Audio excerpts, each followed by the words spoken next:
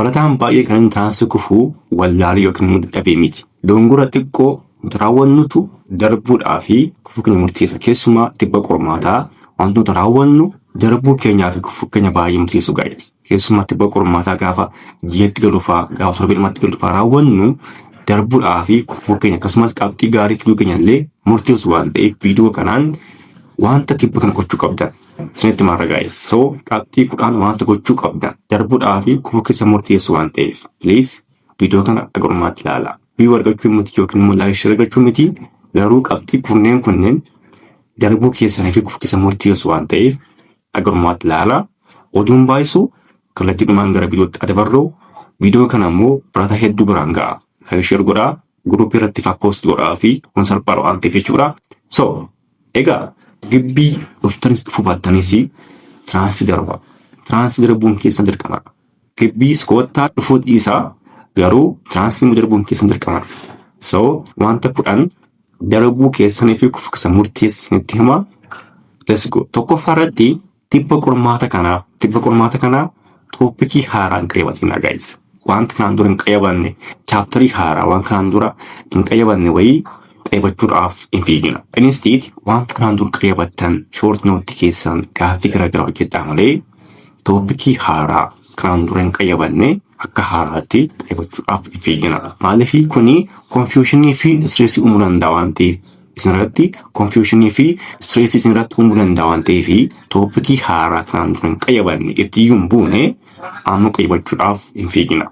Okay, sa'aatii kana akka barataan qo'ate jedhee yaadu inni qo'ate baay'eedha waan ta'eef isa bilcheeffadha. Inni akka bukoo hin taaneef isa qayyabattan sana bilcheessaa.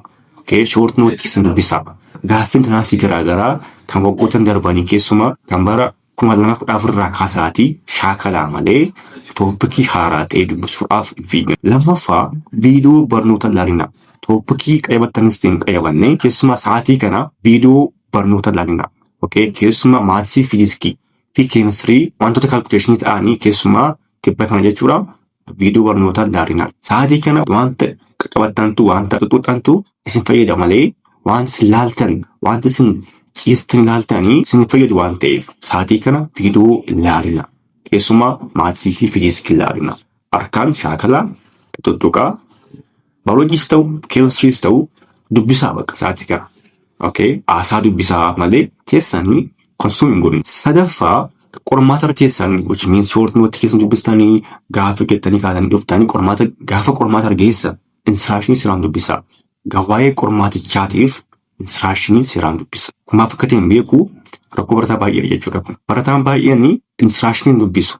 Cal jedhee jalqaba shilaalee dhuma shilaalee deebii fide jechuudha.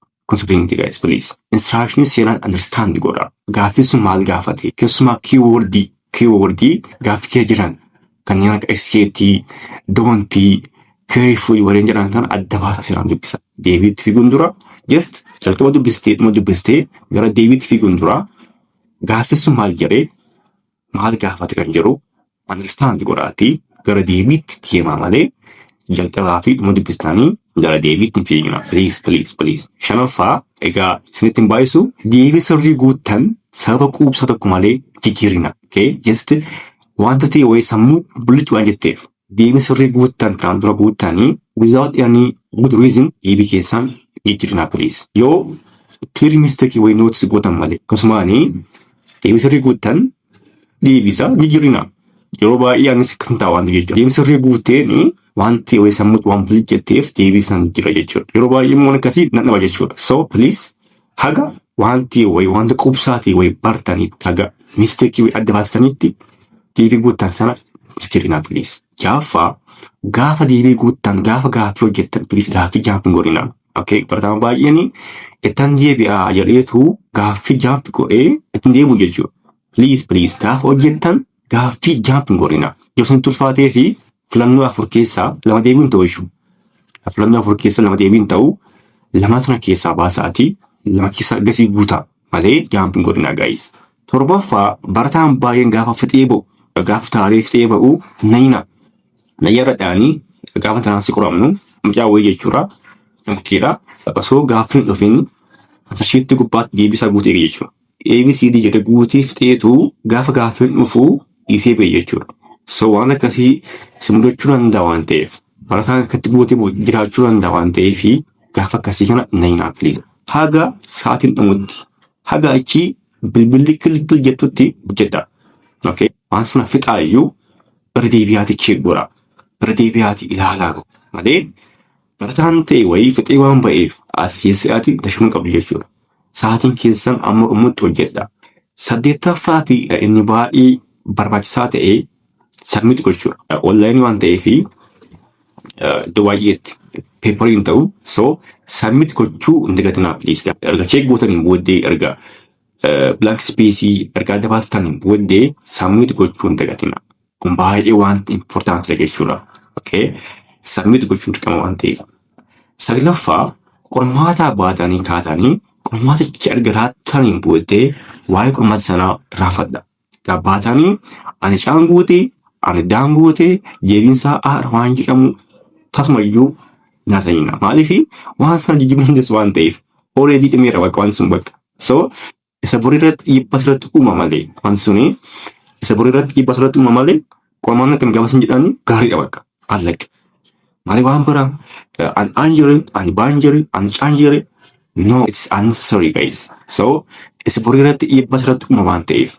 Okay? Sammuu keessan jeeqa waan ta'eef qormaataan booddee waan jiru hin dubbatina. Jijjiiruu hin dandeessu waan ta'eef please waan sana gubbaatti fokas hin godhina. Kurnaffaaf dhumaaf baay'ee barbaachisaa ta'e qormaata ulfaataa tokko irratti abdii fudhatina.